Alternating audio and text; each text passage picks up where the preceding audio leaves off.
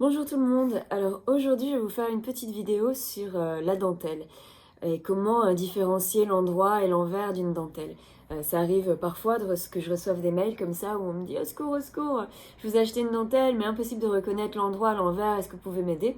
Donc comme c'est déjà arrivé plusieurs fois, je me suis dit que ce serait peut-être bien de vous faire une petite vidéo sur laquelle je vous explique un peu comment reconnaître et différencier l'endroit et l'envers d'une dentelle. Bon, jusqu'à présent, voilà, la plupart des dentelles sont assez reconnaissables, surtout s'il y a plusieurs couleurs. Dans tous les cas, l'endroit de la dentelle, ça va être le côté le plus joli. Là où les broderies vont ressortir le mieux, seront le plus joliment en relief, et le point sera le plus joli, le plus brillant. Donc c'est pas toujours très difficile de reconnaître. Mais il y a certaines dentelles où c'est plus compliqué. Donc je vais commencer par le plus facile. Évidemment, c'est les dentelles avec plusieurs couleurs.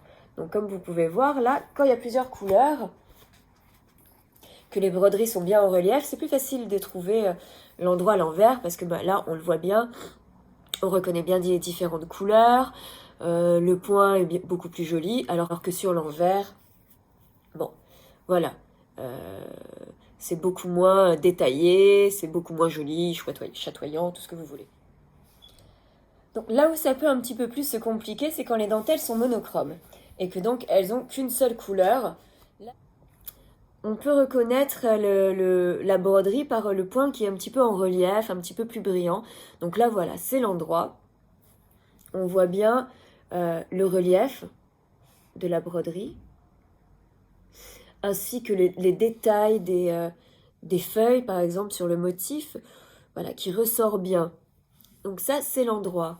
Sur l'envers, on va voir un petit peu tous les détails, mais vous voyez, il n'y a pas de relief, ça ressort beaucoup moins. Voilà. Mais pour reconnaître, ce sera voilà, la qualité du point sur l'endroit. Donc encore, celle-ci est assez facile à reconnaître.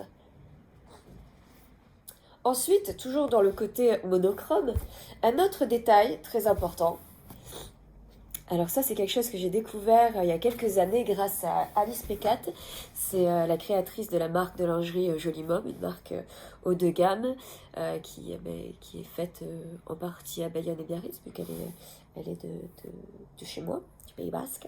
L'endroit de la dentelle, c'est, pour les dentelles en tout cas comme ça, qui peuvent être très fines, c'est la partie où il y a les petits fils coupés. Alors on pourrait se dire justement, à l'inverse, quand on voit une dentelle ou un tissu avec des petits bouts de fil apparents, que c'est l'envers, parce que forcément, c'est comme si nous, on allait coudre notre vêtement ou notre dessous avec les coutures apparentes ou les fils qui ressortent. C'est l'envers. Eh ben non, dans les belles dentelles comme ça, qui vont être très très fines, où il est vraiment très difficile de reconnaître l'envers et l'endroit, le moyen de reconnaître le plus facile l'envers et l'endroit, voilà, vous pouvez voir tous ces petits fils, ces petits bouts de fil qui sont les terminaisons des broderies, des motifs qui ressortent. Bah ça c'est l'endroit. C'est fou, hein? On se serait dit, bah c'est l'envers tous ces petits fils. Bah non, c'est l'endroit d'une dentelle en fait. Hop. Pareil pour cette dentelle comme ça très fine, où il est très difficile de faire la différence entre l'endroit et l'envers, parce que c'est vraiment très très fin, les motifs sont vraiment comme ça très...